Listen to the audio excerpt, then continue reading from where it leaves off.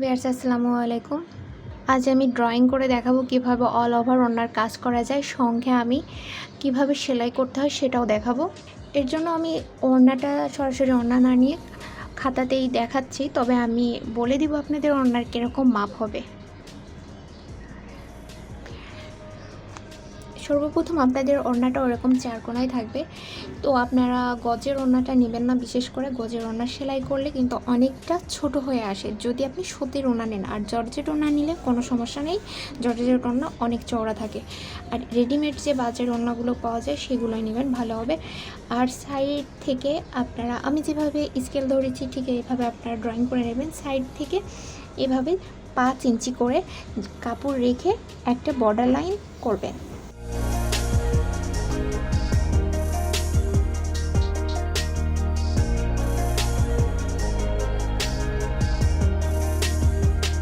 তার মাঝখানে যেভাবে আঁকবেন আমি সেটা বলে দিচ্ছি। দেখা যাচ্ছে এক কর্নারের থেকে একটু ফাঁকা রেখে একটা ফুল ড্রয়িং করলেন, যেভাবে আমি করছি সেমভাবে এরকম করবেন। আমি এইভাবেই কিন্তু সেলাই করে দেখাবো।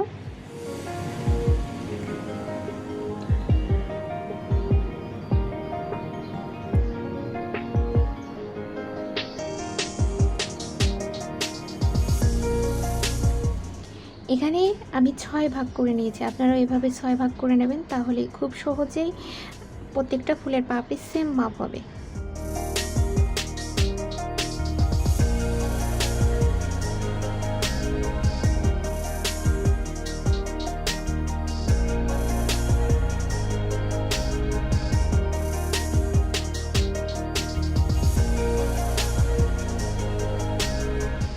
এটা ড্রয়িং হয়ে গেলে আমি মাঝখান থেকে এই দাগগুলো মুছে দিব। এরকম করে দেখা যাচ্ছে এখান থেকে আপনারা যখন আপনাদের ওড়নাতে করবেন, দেখা যাচ্ছে 1 হাত পরপর একটা করে ফুল দিলেন সর্বপ্রথম। মানে লাইন বাই লাইন হতে হবে এরকম কোনো কথা নেই, মানে ফাঁকা এলোমেলো করেও দিলেও কোনো সমস্যা নাই। তবে এখানে যেহেতু আমার খাতাটা অনেক ছোটো, সেক্ষেত্রে আমি এখানে একটু কাছাকাছি দিব।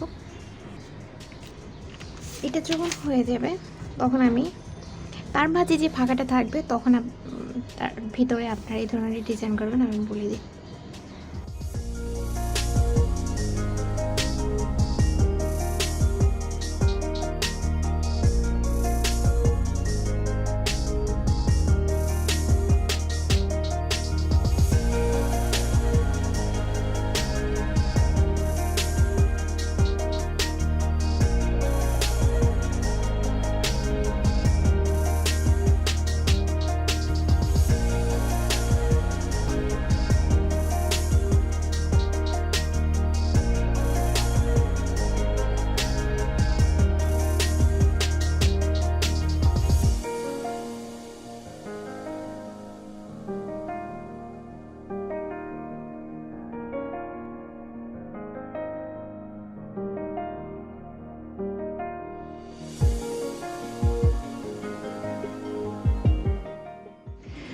আমি আসলে চেষ্টা করেছি মোটামুটির ভিতরে একটা সিম্পল ডিজাইন দেখানোর জন্য। এটা আমার ড্রয়িং করা হয়ে গেছে। সেম আপনারা এইভাবে ওড়নাতে ড্রয়িং করে নেবেন। আর যখন ওড়নাতে ড্রয়িং করবেন তখন আপনারা এই ধরনের পেন ইউজ করবেন। এমনি সাধারণ পেন ইউজ করলে কিন্তু ওর কালি উঠবে না। এটা জেল কলম বা সিগনেচার কলম যেটাই বলেন না কেন। আর এর বর্ডার লাইনটা খুবই সিম্পল হবে। আমার ইউটিউবেতে একটা ভিডিও আছে যে কিভাবে আমি ডলার বসাবো। আমি এই ডিজাইনের উপরে ডলার বসাবো, এই জন্য পাড়েও আমি ডলার বসাবো। তারপরেও আমি দেখিয়ে দিচ্ছি কিভাবে ডলার বসাতে হবে।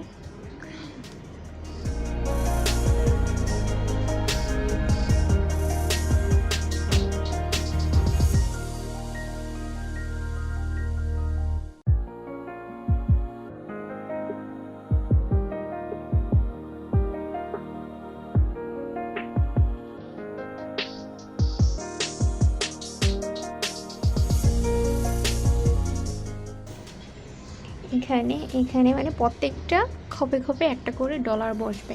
আর ডলার বসানো খুবই সহজ। এটা আমার ফাইনালি লুক হবে। যদি আপনাদের ভালো লেগে থাকে তাহলে অবশ্যই আমাকে কমেন্টে জানাবেন, কোনো প্রশ্ন থাকলেও জানাতে পারেন। আর এটা দিয়ে সেলাই করলে অনেক সুন্দর দেখাবে। আমি সেলাই করে দেখাবো, আপনারা নিজেরাই বুঝতে পারবেন।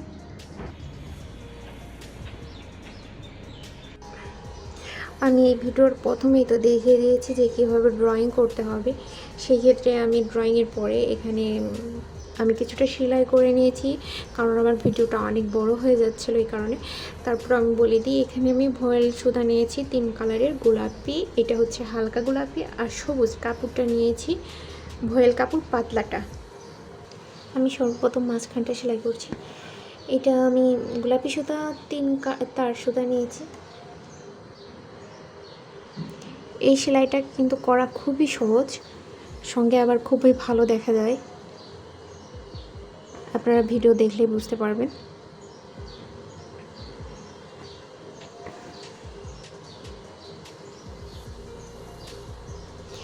যখন আপনাদের ওড়না কমপ্লিট হয়ে যাবে তখন ওয়াশ করে মার দিয়ে আয়রন করবেন, তাহলে এই ফুলগুলো কাপড়ের সাথে খুবই ভালোভাবে এঁটে থাকবে, ফোলা ভাব থাকবে না একদমই।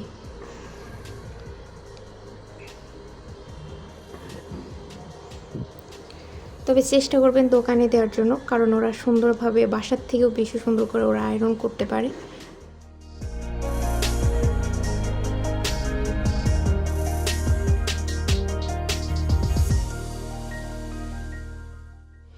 আমি যখন এখান থেকে ফোর উঠাচ্ছি, কারণ আমার এখান থেকে এখানে আমার চওড়া কম।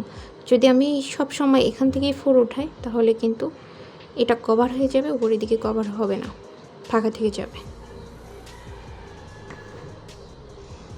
এই কারণে আমি মাঝে মাঝে মাঝখান থেকে ফোর উঠাচ্ছি আর একটা এখান থেকে উঠাচ্ছি।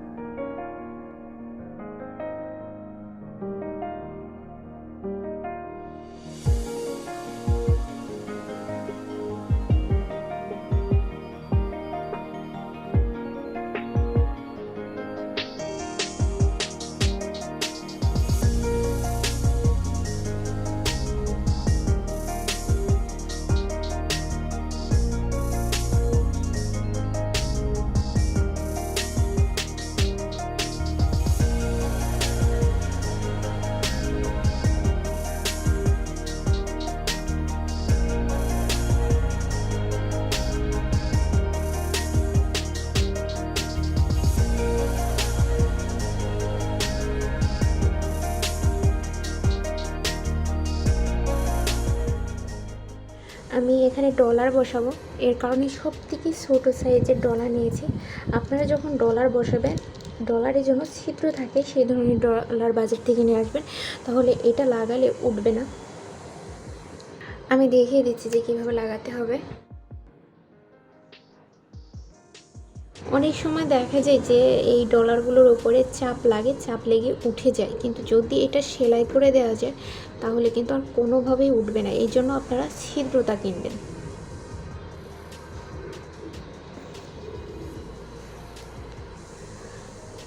আমি সিম্পলের ভেতর একটু সেলাই করে দেবো সাইড দিয়ে।